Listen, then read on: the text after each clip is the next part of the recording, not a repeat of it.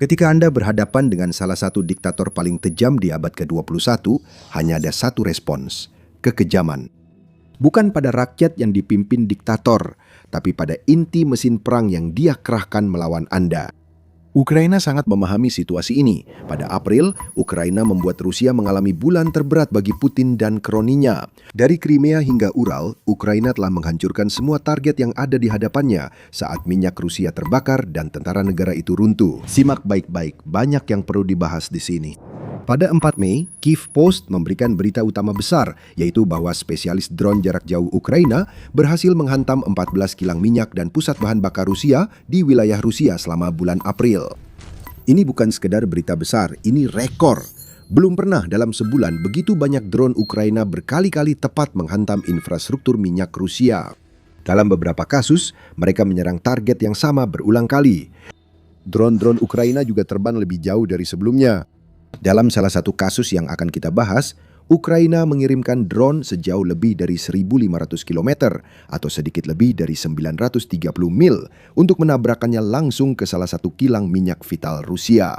Itu belum semuanya. April jadi bulan terberat bagi Rusia tahun ini karena banyak alasan, termasuk kampanye serangan jarak jauh Ukraina yang makin gila. Mari kita mulai dengan minyak Rusia. Ini daftar kilang minyaknya. Kementerian Pertahanan Ukraina memberikan semua detailnya. Kami akan membawa Anda terlebih dahulu ke kilang Bashnev Novoil yang terletak di wilayah Ufa di wilayah Bashkortostan, Rusia. 1.400 km atau sekitar 870 mil dari Ukraina, kilang itu memproduksi pelumas dan minyak berkualitas tinggi, serta memiliki kapasitas pengolahan 7 juta ton minyak per tahun. Ukraina menghantamnya dengan keras dan meninggalkannya dalam keadaan terbakar. Dan masih banyak lagi yang akan terjadi. Di Kostovo, yang berada di wilayah Nizhny Novgorod, Rusia, stasiun pompa minyak Gorky menjadi target. Drone Ukraina kali ini tidak perlu menempuh jarak terlalu jauh, hanya sekitar 800 km atau sekitar 497 mil. Namun mereka sukses menghancurkan 2 unit utama pengolahan minyak di kilang tersebut. Kilang itu mengolah sekitar 17 juta ton minyak per tahun dan bertanggung jawab menyediakan sekitar 30% dari seluruh konsumsi bensin Rusia. Selanjutnya, Tuapsa yang malang. Seperti disebutkan, Ukraina telah beberapa kali menyerang kilang di Tuapsa. Pekerja kilang bertanya-tanya apakah drone Ukraina punya dendam. Mereka menyerang pada 16, 20, dan 28 April, menghancurkan unit-unit pengolahan, menghancurkan setidaknya 24 tangki penyimpanan bahan bakar, dan benar-benar melumpuhkan sebuah pabrik. Pabrik itu menangani 4,4% dari penyulingan Rusia, termasuk produksi produk minyak standar Euro 5 yang digunakan oleh tentara Rusia. Oh, dan kalau Tuapsa mengira Ukraina sudah melupakannya, Ukraina kembali menyerang kilang itu pada 1 Mei. Pertahanan udara, mungkin Putin belum pernah dengar. Selain menghajar kilang Tuapsa seolah-olah berutang pada Ukraina, Ukraina juga menyerang banyak kilang lain di Rusia. Kilang Syzran di Samara dihantam drone yang harus menempuh jarak 900 km atau hampir 560 mil, cukup keras hingga memicu kebakaran besar. Juga di wilayah Samara, drone Ukraina menyebabkan ledakan dan kebakaran besar di kilang Novokuibishevsk yang mengolah sekitar 8,8 juta ton minyak per tahun dan memproduksi 20 jenis produk minyak bumi banyak, diantaranya digunakan oleh militer Rusia. Di Perm dan Orsk, yang keduanya berjarak sekitar 1.500 km dari Ukraina, kilang-kilang minyak juga terkena serangan. Yang pertama, kilang Lukoil Permnefti Orgsintes terkena serangan oleh unit Alpa dari SBU Ukraina. Pabrik itu mengolah 13 juta ton minyak Rusia per tahun. Drone Ukraina berhasil menonaktifkan unit utama pengolahan minyak di sana. Di Orsk yang terletak di wilayah Orenburg, Rusia, drone-drone Ukraina menyebabkan kebakaran di sebuah kilang yang memproduksi sekitar 30 jenis produk dan memiliki kapasitas 6,6 juta ton minyak per tahun. Sepertinya kita melewatkan satu. Ah ya, kilang Yaroslavsky di Yaroslav juga tidak luput dari perhatian Ukraina. Drone menempuh jarak sekitar 750 km atau sekitar 466 mil untuk menghantam unit distilasi vakum di kilang tersebut yang memiliki kapasitas 15 juta ton minyak. Kilang ini penting bagi mesin perang Rusia karena memproduksi bensin, solar, dan bahan bakar jet. Semua itu sudah cukup membuat Putin pusing. Jujur, kami hampir linglung padahal baru mulai. Kami baru membahas kilang yang diserang Ukraina dalam sebulan ketika mereka menusukkan pisau jarak jauh itu dalam-dalam ke rusuk Putin. Kemudian pisau itu diputar begitu keras hingga Putin seolah-olah merasakannya di paru-parunya. Pelabuhan, kapal, peralatan militer, dan fasilitas produksi jadi target serangan Ukraina di bulan terberat Rusia. Masih soal minyak, mari bahas pelabuhan Rusia. Ukraina juga sudah sering melakukannya pada bulan April. Di Primorsk, yang merupakan salah satu pusat ekspor minyak utama Rusia di wilayah Leningrad, drone Ukraina merusak 3 tangki RVSP 20.000 dan menyebabkan kebakaran besar. Tangki-tangki tersebut memiliki total volume 60.000 meter kubik minyak, dan itu hanyalah yang terbaru yang hilang dari Rusia di pelabuhan yang terletak 850 km atau 528 mil dari Ukraina. Unit drone telah lebih dulu menyerang Primorsk, beberapa kali menghantam pusat ekspor itu pada Maret. Jika Rusia mengira situasi akan mereda pada bulan Mei, mereka harus berpikir ulang. Primorsk kembali diserang drone pada 3 Mei yang memicu kebakaran besar lainnya. Ust-Luga, pelabuhan utama Rusia di Baltik, juga mengalami nasib serupa. Drone Ukraina menempuh jarak hampir sama untuk menyerang pelabuhan itu dan merusak 3 tangki minyak. Seperti Primorsk, Ust-Luga juga diserang beberapa kali pada Maret. Pada titik ini, Ukraina seakan ingin menabur garam di atas luka yang sudah parah hingga 2 pelabuhan penyumbang sekitar 40% ekspor minyak Rusia tak bisa beroperasi. Selain kembali menyerang beberapa target yang paling parah dihantam pada Maret, Ukraina juga memutuskan menyerang beberapa pelabuhan minyak Rusia lainnya. Masih di Leningrad, Ukraina menyerang terminal pemuatan RPK Vysotsk Lukoil 2 yang menyebabkan kebakaran lagi. Di Novorossiysk, yang sekarang menjadi salah satu pelabuhan terpenting Rusia di wilayah Laut Hitam, drone Ukraina terbang sejauh 420 km atau sekitar 260 mil untuk menghantam terminal minyak Sheshkaris. Kebakaran lain terjadi, memutus kemampuan Rusia mengirim minyak dari Primorsk dan Ust-Luga ke pelanggan melalui Laut Hitam. Dan akhirnya, di Krasnodar Krai Ukraina menyebabkan kebakaran lain dengan serangan drone di stasiun pompa minyak Tikhoretsk. Tambahkan beberapa serangan ke depot minyak di Crimea dan wilayah Krasnodar, dan Anda akan mendapatkan kampanye bulanan paling brutal yang pernah diluncurkan Ukraina terhadap minyak Rusia sejak perang dimulai. Dan Rusia merasakan dampaknya. Meskipun tampaknya akan mendapat untung dari harga minyak yang melambung tinggi akibat blokade di Selat Hormuz, Rusia akhirnya harus memangkas ekspornya secara besar-besaran. Rusia seharusnya mendapatkan tambahan 150 juta dolar per hari dari penjualan minyaknya, seperti yang dilaporkan Financial Times pada 12 Maret. Sebaliknya, pada bulan April, Rusia terpaksa membatasi ekspornya karena pelabuhan-pelabuhan yang digunakan untuk memasok kapal-kapal bayangannya terbakar, dan kilang-kilang yang memproduksi produk untuk pelabuhan-pelabuhan tersebut runtuh. Menurut RBC Ukraine, ekspor minyak Rusia turun sebesar 16,8%, yang berarti terjadi kekurangan 1,8 juta ton pada bulan April dibandingkan dengan bulan Maret. Itu inti strategi Ukraina, menyerang Rusia di titik terlemah, yaitu lokasi produksi dan ekspor minyak, agar Putin memiliki dana seminimal mungkin untuk perang. Mari kita istirahat sebentar.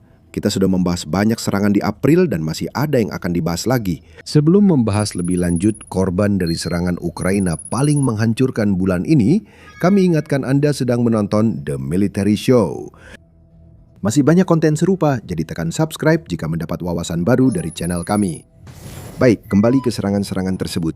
Ukraina masih jauh dari selesai menargetkan minyak Rusia pada April. Selain menyerang kilang dan pelabuhan, Ukraina juga menarget kapal tanker dan dalam serangan yang sangat langka bahkan menghancurkan fasilitas produksi minyak Rusia di sumbernya. Pada 10 April, Kiev Independent melaporkan bahwa militer Ukraina telah menyerang sepasang platform pengeboran minyak di Laut Kaspia yang terletak sekitar 1.000 km atau 620 mil dari garis depan. Kedua platform tersebut adalah fasilitas tahan es yang ditempatkan di ladang minyak Yuri Korchargin dan Vigriva.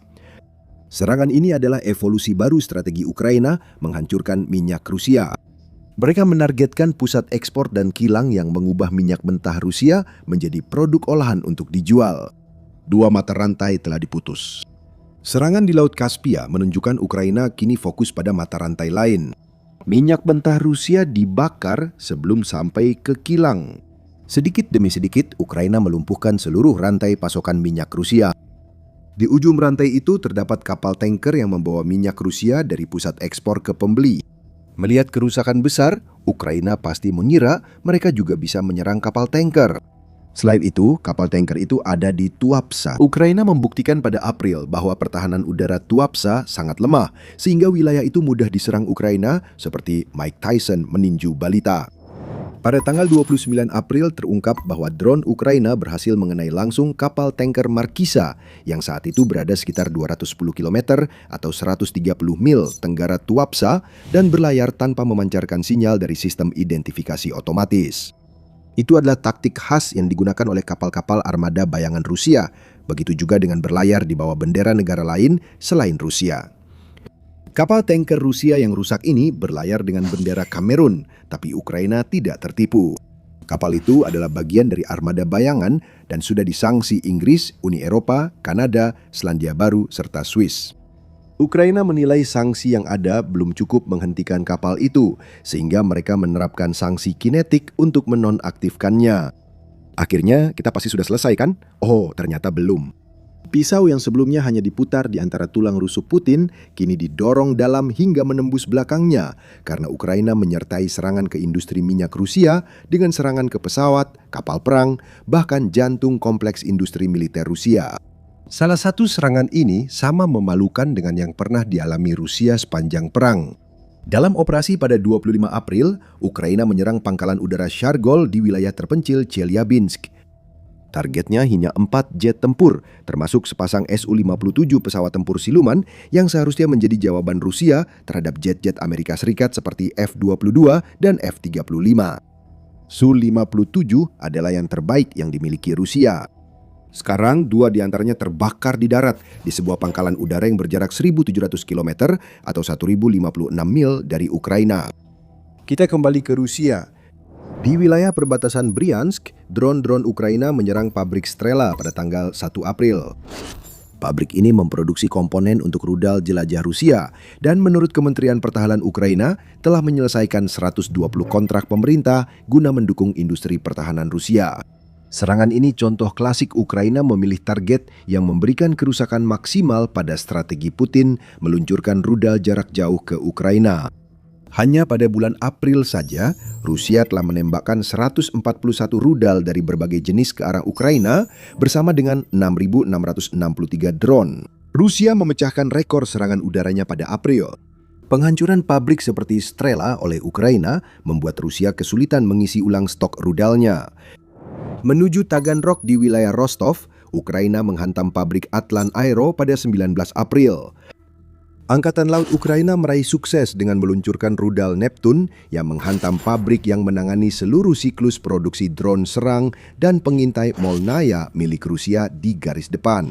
Atlan Aero juga memproduksi komponen yang digunakan dalam drone Orion serta komponen yang digunakan dalam rudal KH-50 dan bom udara berpemandu CAB-20. Rusia melaporkan adanya kebakaran di area gudang pabrik yang luas itu, dan mereka bahkan tidak bisa lagi menggunakan alasan biasa tentang puing-puing drone, karena penggunaan rudal Neptune sudah tidak bisa disangkal lagi. Kami janji bahwa kami hampir selesai dengan liputan kami tentang hukuman kejam, namun sangat diperlukan yang diberikan Ukraina kepada Rusia pada bulan April. Pemberhentian terakhir kita adalah Armada Laut Hitam. Ukraina menyerang armada itu dengan ganas pada April, menghancurkan lebih banyak kapal perang dan kapal lain yang sudah dipaksa mundur jauh dari Ukraina. Mundur pun tidak berhasil.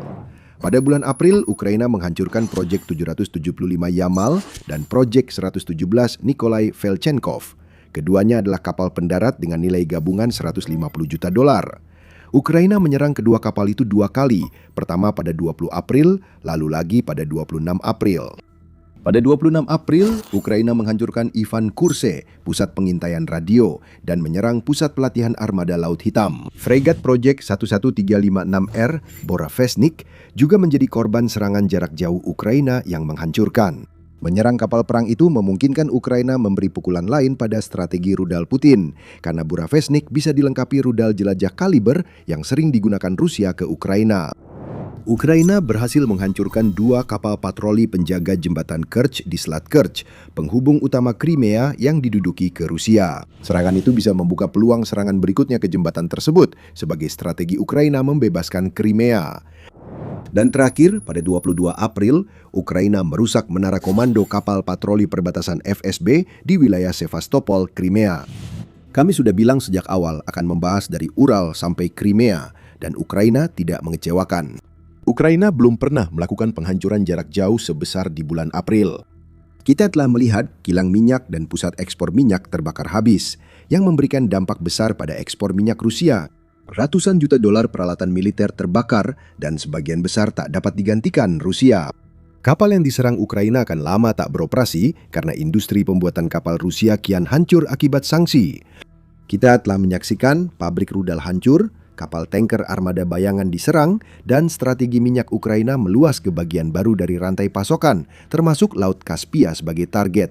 Drone jarak jauh Ukraina kini terbang lebih jauh dari sebelumnya, dan kenyataan bahwa mereka sangat sukses menunjukkan bahwa pertahanan udara Rusia semakin teregang sampai batasnya, ibarat celana pendek ketat yang dipakai kuda Nil. Sekarang akan masuk akal jika berpikir bahwa Ukraina yang menginvestasikan begitu banyak energinya untuk serangan jarak jauhnya, berarti mereka akan melambat di tempat lain. Pertahanan jarak menengah Rusia tampaknya sedikit lega di April, atau lebih sedikit antek Putin dihancurkan drone FPV Ukraina di garis depan. Namun tidak demikian.